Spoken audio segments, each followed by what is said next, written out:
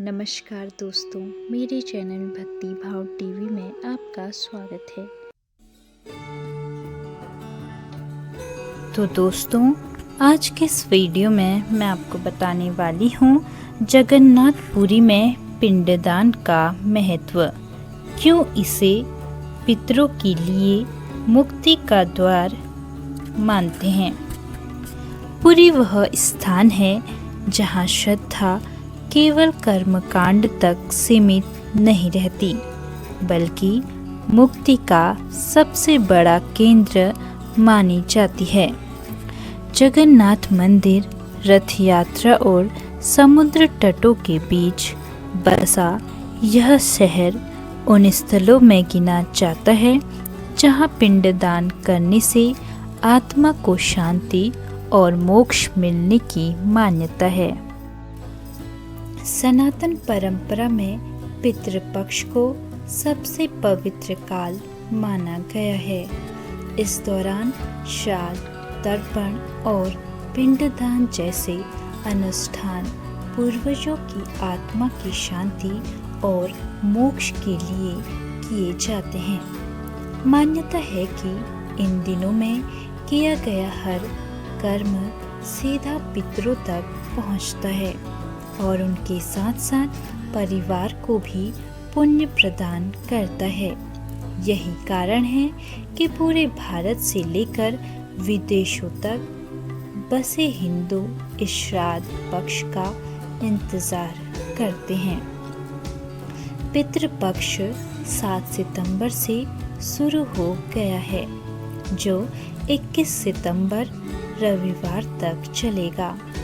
इन 15 दिनों में देश भर के लाखों भक्त अपने पूर्वजों को श्रद्धांजलि देने के लिए पवित्र स्थानों पर जाते हैं, जिनमें से एक प्रमुख स्थान उड़ीसा का जगन्नाथपुरी है। जगन्नाथपुरी 4 धामों में से एक है और इसे पिंडदान के लिए एक महत्वपूर्ण स्थल माना जाता है।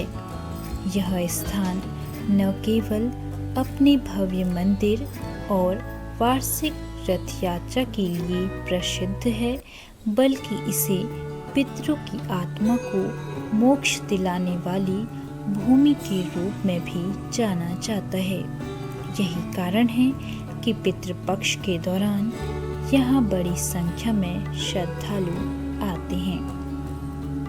क्यों पुरी को पिंडदान माना जाता है सबसे अच्छा।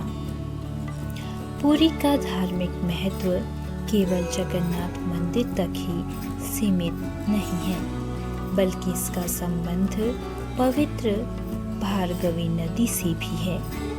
धार्मिक मान्यताओं के अनुसार इस नदी को बेहद पवित्र माना गया है। भार्गवी नदी, जो कि महानदी की एक सहायक नदी है, पुरी के पास बहती है। नदी और समुद्र के संगम का स्थान धार्मिक दृष्टि से महत्वपूर्ण माना जाता है। ऐसा माना जाता है कि इस स्थान पर पिंडदान करने से पितरों को शांति और मोक्ष मिलता है, जिससे वे जन्म मृत्यु के चक्र से मुक्त हो जाते हैं। यही वजह है कि पितृपक्ष के दौरान दूर दूर से लोग यहाँ अपने पितरों का श्राद्ध करने आते हैं।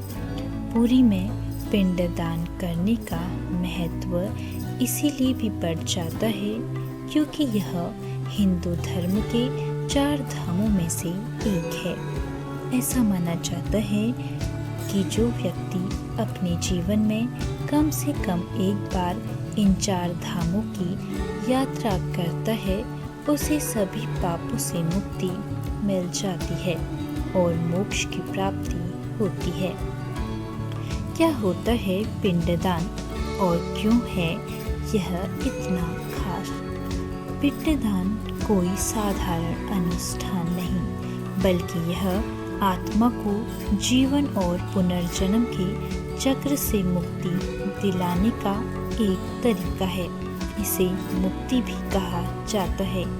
इस अनुष्ठान में चावल, जौ का आटा, सूखा दूध, तिल और शहद से बने गोल पिंड अर्पित किए जाते हैं। इनमें से एक पिंड सीधे दिवंगत आत्मा के लिए होता है, जबकि बाकी पिंड पूर्वजों को समर्पित होते हैं। यह अनुष्ठान ब्राह्मण पंडितों द्वारा पवित्र स्थानों पर किया जाता है। हिंदू धर्म में इसे सबसे महत्वपूर्ण धार्मिक अनुष्ठानों में से एक माना जाता है। हिंदू धर्म में इसे सबसे महत्वपूर्ण बताया गया है। पिंडदान के माध्यम से जीवित व्यक्ति अपने पूर्वजों के प्रति अपना सम्मान और आभार प्रकट करता है, जिससे उनकी आत्मा को शांति और मोक्ष मिलता है। यह सिर्फ एक कर्मकांड नहीं, बल्कि श्रद्धा और समर्पण का प्रतीक है। विदेशों में रहने वालों के लिए भी सुविधा। आज कई ऐसे भारतीय हैं जो विदेश में रहते हैं और समय या परिस्थिति के कारण अपने प्रियजनों के लिए पिंडदान नहीं कर पाते। ऐसे लोगों के लिए पुरी में ऑनलाइन और प्रोफेशनल पिंडदान सेवाएं उपलब्ध है।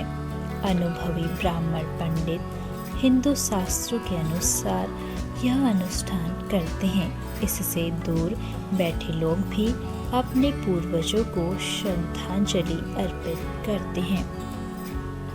सिर्फ धार्मिक नहीं, बल्कि एक पर्यटन स्थल भी है पुरी।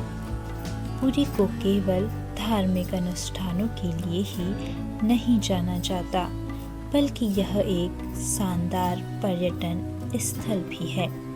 यहाँ के शांत और सुंदर समुद्र तट, प्राचीन स्मारक और स्थानीय भोजन पर्यटकों को खूब आकर्षित करते हैं। जहाँ एक तरफ आप धार्मिक महत्व वाले स्थानों पर जा सकते हैं, वहीं दूसरी तरफ आप यहाँ के शानदार नज़ारों और शांत वातावरण का भी आनंद ले सकते हैं।